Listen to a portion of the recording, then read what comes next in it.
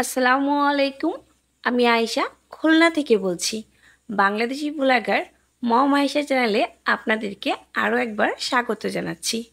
কাছে এবং দূরে যেখান থেকে আমার ভিডিওটি দেখছেন, আশা করছি আল্লাহর অশেষ রহমতে আপনারা সবাই ভালো আছেন। আমিও আমার পরিবারকে নিয়ে আলহামদুলিল্লাহ ভালো আছি। তো সকাল সকাল আপনাদের সঙ্গে শেয়ার করতে আসলাম। আর আজকে দেখতে পাচ্ছেন ভিডিওতে অনেক ধরনের মিষ্টি। হ্যাঁ, আমি কোনো মিষ্টির অনলাইনে ব্যবসা শুরু করিনি। এগুলো সবই এসএসসি পাশের মিষ্টি। তো আপনারা যারা আমার ভিডিও দেখেন তারা কম বেশি অবশ্যই জানেন যে মেহুল বাবা একজন টিচার। আর সেই উপলক্ষে যেহেতু এবছরের পাশের হার অনেক বেশি, আর ছেলে মেয়েরা পাশও করেছে অনেক ভালো মাশাল্লাহ। তো সেই উপলক্ষে সবাই কিছু মিষ্টি দিয়ে গেছে, তাই ভাবলাম আমার যে ইউটিউব ফ্যামিলি আছে তাদের সঙ্গে আমি শেয়ার করি। তো আশা করছি আপনাদের কাছে আজকে ভিডিওটি ভালো লাগবে। ভালো লাগলে প্লিজ চ্যানেলটিকে সাবস্ক্রাইব করবেন, আর আপনি যদি তা অলরেডি করে থাকেন আপনাকে অসংখ্য ধন্যবাদ। এখন যে মিষ্টিগুলো দেখছেন এইগুলো কিন্তু কিছুই না, এর আগে আমরা অনেক খেয়েছি এবং আশেপাশে যারা আমাদের ছিল তাদেরকেও দিয়েছি। আমার পাশেই আমার ননদ থাকে, তাদের পাশেও দিয়েছি। সবাইকে দিয়ে নিজেদের খেয়ে আমার হঠাৎ করে মাথায় আসলো যে আমি একটু ভিডিও করে নিই। তো সেই হিসেবেই করা। আশা করছি আপনাদের কাছে ভিডিওটি ভালো লাগবে, আর আপনারা এটাকে ক্ষমা সুন্দর দৃষ্টিতে দেখবেন। আমি কখনো কোনো বিষয় শো অফ করি না। নিজের লাইফস্টাইল, নিজের ঘরের কাজ আমি সব কিছুই আপনাদের সঙ্গে শেয়ার করি। তো বেশিরভাগ আমি রান্নাবান্না এটাই শেয়ার করি, কিন্তু খুব একটা যেহেতু মেহুল অনেক ছোট আর জমজ হওয়ার কারণে আমি খুব একটা সময় পাই না। আর ইউটিউবিংটা করা আমার শুধুমাত্র শখের জন্য, আর এটাই শুধুমাত্র এটাই, তাছাড়া আর কিছুই নাই। যাতে করে আমার ঘরের কাজ, মেহুলের একটু স্মৃতি এগুলো থেকে যাক, এই জন্য আসলে এটা করা। প্রত্যেক দিন রাতে ভাত উঠিয়ে দিয়ে তারপর মেহুলকে পড়াতে বসানো হয়।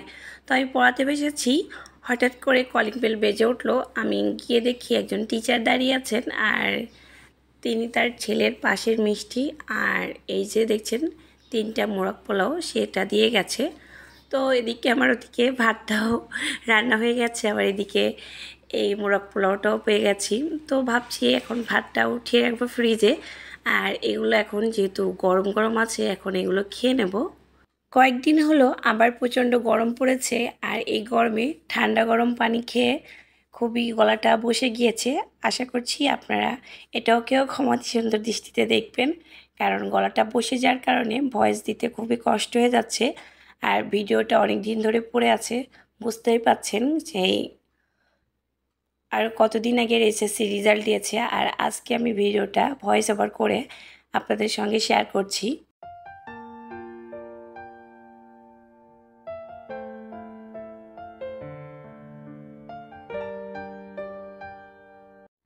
এখন যে কলাটা কাটছি এই কলার কাঁধি ধরেই নিয়ে আসছিল ওর বাবার একটা কলিগ।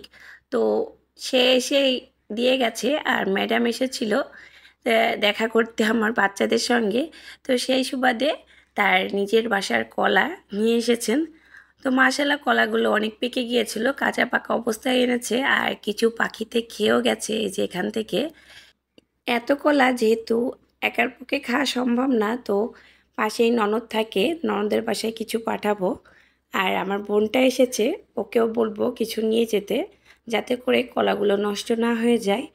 আর সবাই মিলে ভাগযোগ করে খেলে তাহলে কলাগুলো প্রপার যে ইউটিলাইজড সেটা হবে। এই জন্য তাড়াতাড়ি কেটে নিচ্ছি আর সবাইকে এখন ভাগ করে দিব। আর এত মিষ্টি খেয়ে আসলে ঝাল কিছু খেতে মন চাচ্ছিল, যার জন্য আজকে আমি চটপটি তৈরি করেছি, আর সেই রেসিপিটাও আপনাদের সঙ্গে শেয়ার করেছি। আশা করছি আজকের রেসিপিটাও আপনাদের কাছে ভালো লাগবে। আপনি যদি এই পর্যন্ত আমার ভিডিওটা কন্টিনিউ করে থাকেন আপনাকে অসংখ্য ধন্যবাদ।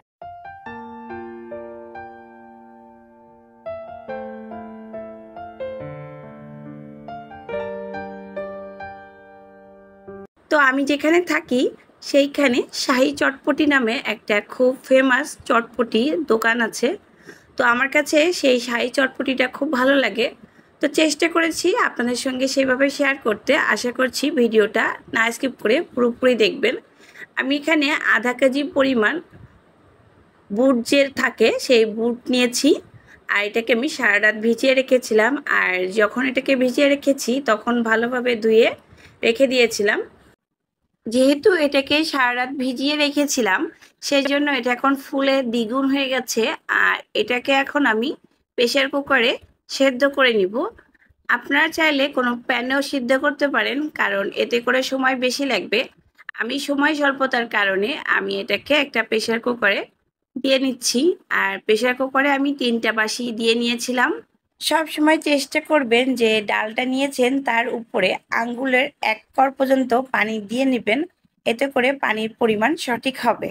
ডাল সেদ্ধ হতে লাগুক, আমরা এখানে তেঁতুলের টকটা তৈরি করে ফেলি। এখানে আমি হাফ কাপ তেঁতুল নিয়েছি আর তার ভিতরে হাফ কাপ পানি দিয়ে দিলাম। পানি দিয়ে এটাকে ঢেকে রাখবো 10 মিনিটের মতো। আর এটা কিন্তু কোনো গরম পানি নয়, নর্মাল পানি দিয়েছি।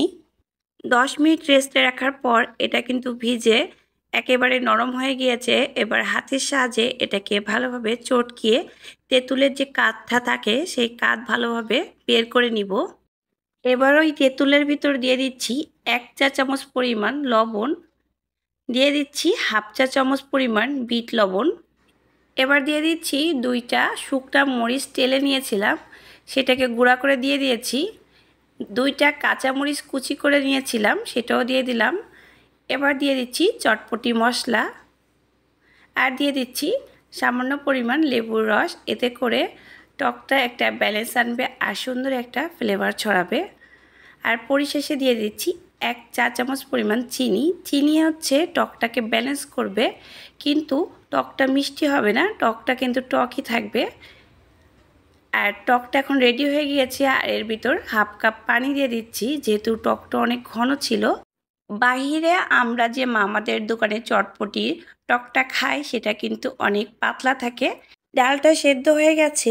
এবার একটা চুলাতে প্যান বসিয়ে দিয়েছি আর তার উপর 2 টেবিল চামচ পরিমাণ সয়াবিন তেল দিয়ে দিব।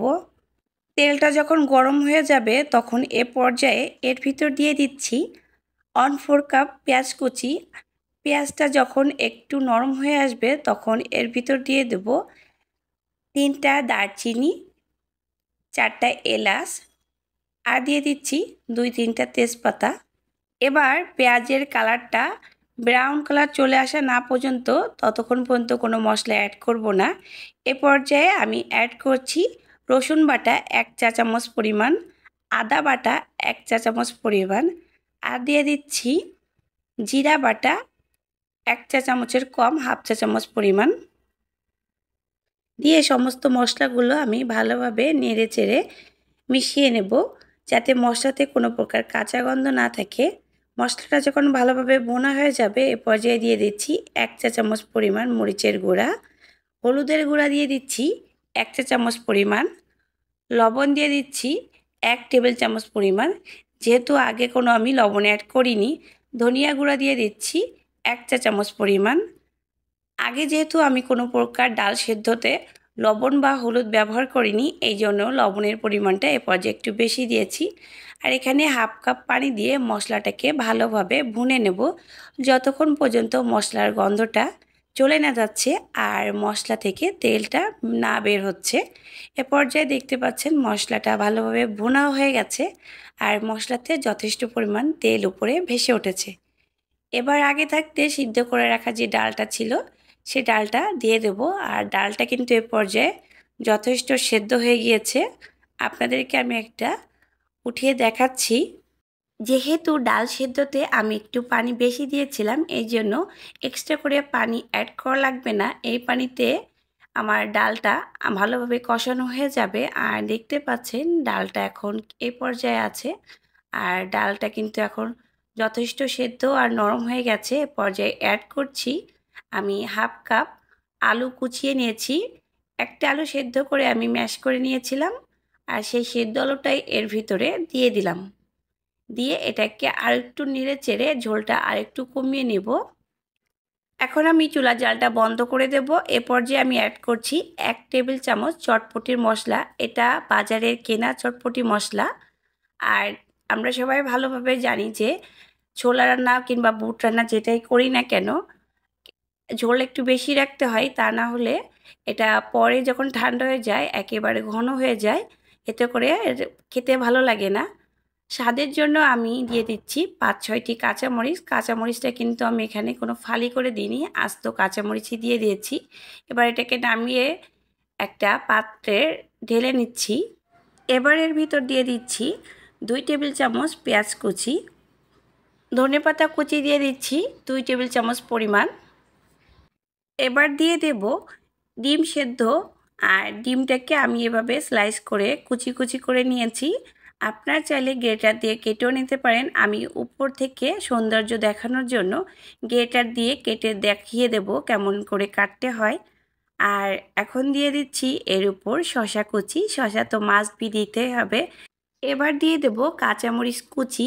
আমি 2টা কাঁচামরিচকে পাতলা পাতলা কুচিয়ে নিয়েছি, আর সেই কাঁচামরিচটা দিয়ে দিচ্ছি। ঝালটা বেশি খাইতে চাইলে আপনারা কাঁচামরিচের পরিমাণটা বাড়িয়ে দিতে পারেন। এবার দিয়ে দিচ্ছি চটপটি মশলা 1/2 টেবিল চামচ পরিমাণ। মরিচ টেলে রেখেছিলাম, সেই মরিচ টালা দিয়ে দিলাম 1/2 চা চামচ পরিমাণ। উপর থেকে দিয়ে দিচ্ছি আবারও কিছু ধনেপাতা, আবারও কিছু পেঁয়াজ কুচি, আর দিয়ে দিচ্ছি সেই টকটা, যে টকটা আগে থাকতে রেডি করে রেখেছিলাম।